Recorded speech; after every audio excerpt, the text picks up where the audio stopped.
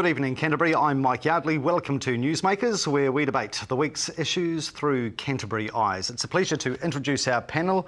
From Canterbury University, the Head of Social and Political Sciences, Associate Professor Jim Tully; from the Press, Senior Reporter Glenn Conway; and the Dean of Christchurch Cathedral, the very Reverend Peter Beck. Thank you very much for joining us. Good to be here. Good to be with you. It's been a monstrous week, and with flags still flying at half-mast, the Pike River mine catastrophe is foremost in our minds. This is a tragedy that has really struck at the heart of New Zealanders. Before we zone in on any specific talking points, I'll just throw it over to you to share with us your overriding thoughts and impressions. Jim.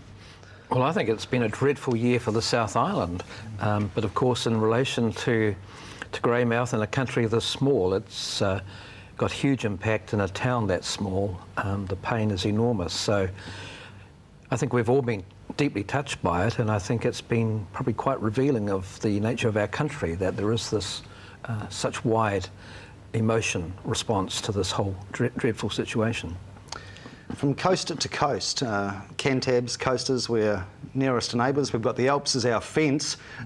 We've taken this really personally, Peter, haven't we? Yeah, we have. I mean, it adds to a very traumatic couple of months where we've been through, and I think people's sensitivities are very edgy, and that's going to go on. And this, of course, again, adds on to that for those of us in Canterbury. I mean, there's a steady stream of people coming through the cathedral at the moment, lighting a candle, writing in the condolence, but wanting to do something, just be in there. And we've got extra priests on duty who are spending time with them, and I'm sure that's happening all across the country, really. I mean, we're absolutely with Jim. We are a little country, and all these things touch us very deeply. So our hearts go out to those who've died, and especially to their families at the moment. And they've been through a terrible time these last few days.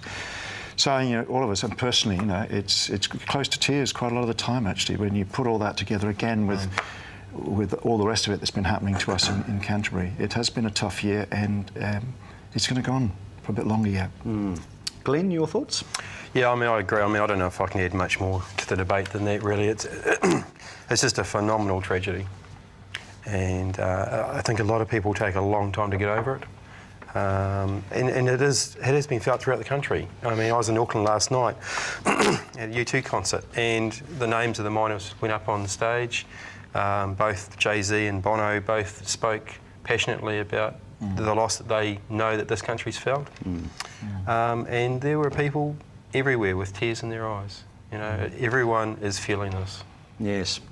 Of course, the names Tony Cockshaw and Peter Whittle particularly, and Gary Knowles have become household names, names New Zealanders will never forget. How would you assess their response to this ongoing crisis and now tragedy, Jim? Well, I think Tony Cockshaw has acted like the very man he is. He's a man of the people. He's passionate about his city, he's passionate about his people, and of course he's been untiring in supporting them. I think Peter Whittle has emerged as an amazing, remarkable man who's handled a dreadful situation calmly, intelligently, and I think he has certainly been the shining beacon in terms of the response. I'm less impressed by Gary Knowles. I think he did not react appropriately from the very beginning, and I think sort of talking in terms of I'm doing this and I'm doing that and I'm not prepared to do this and I'm not prepared to do that was the wrong approach. I think he should have expressed a greater empathy. We really want to be there, we really want to help. Sadly, we can't, but I'm not going to send people in until I'm happy. Just PR-wise, a dreadful approach. Peter? Yeah, I mean, I think Peter did a great job, and he reminded me of Rob of Air New Zealand and all the way in which he dealt with the issues around the Perpignan disaster and the post-Erebus way of living there. Amazing ability to simply be alongside people and to share his own, where he is, his own emotional response to all that. So he did a terrific job. So that was great.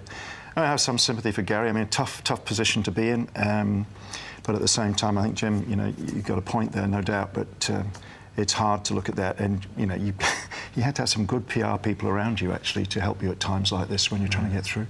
Also, one I think that the Prime Minister's responded very well to, came, and showed himself to be alongside people, not frightened to show his own emotions, and I think that's how it is. And we're that kind of a country, aren't we? Really, we want people to be who they are, to share their feelings, and at the same time to show the kind of leadership we need to help lead us through it. So, yeah, that would be my view on them already.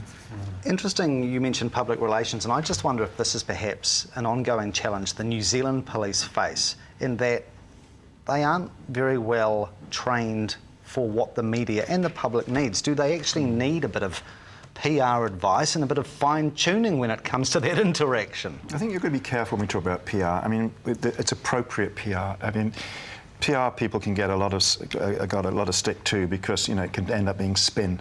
And there's a difference between spin and trying to put something across in, I think, often an inappropriate way, yes, to actually helping people to how do we connect best and most appropriately, ethically and humanly with people. Now that to me is what it's about, and I think the police may need that, more of that. And any of us who are in the public face, you know, need to be aware about how we're presenting ourselves, and sometimes we need some help with that. I agree though with Jim though over Superintendent Knowles. There was just something about him in the first day or two that just didn't really feel right when I was watching it. I didn't feel he had the empathy. I didn't feel he was connecting with his audience. Peter Whittle is an Australian, I think. He should be New Zealander of the Year. He's done a stellar job under the most awful circumstances.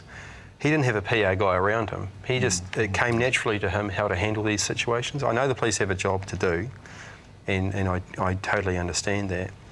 But I just think that there lacked some human connection with the police. I made some comments earlier this week, which I apologised for yesterday on air. I said that in comparison to Peter Whittle, Gary Knowles struck me as wooden, defensive and standoffish. But I apologised yesterday because I thought it was actually an unfair comparison, because Peter Whittle was such an incredible communicator. I just thought, would anyone look the equal of Peter Whittle in that circumstance? Well, they may not look the equal, and he does have remarkable skills, but they could still look a heck of a lot better than Knowles did for the first 2 or 3 days. It was just the wrong manner, and it did not, as we've been talking about, generate a sense of empathy. And that's what he really needed to do. He was saying what he had to say, and what he said made sense, but it was the how that was the problem. I felt like he was almost talking down to people. I'm sure he wasn't trying to convey that impression, but it came out a bit wrong, I thought. OK, we'll take a quick break. We'll have a look at the media's performance over the last 7 days, and perhaps some of the cultural differences between Aussie journalists and Kiwi journalists. Plenty ahead. Do stay with us.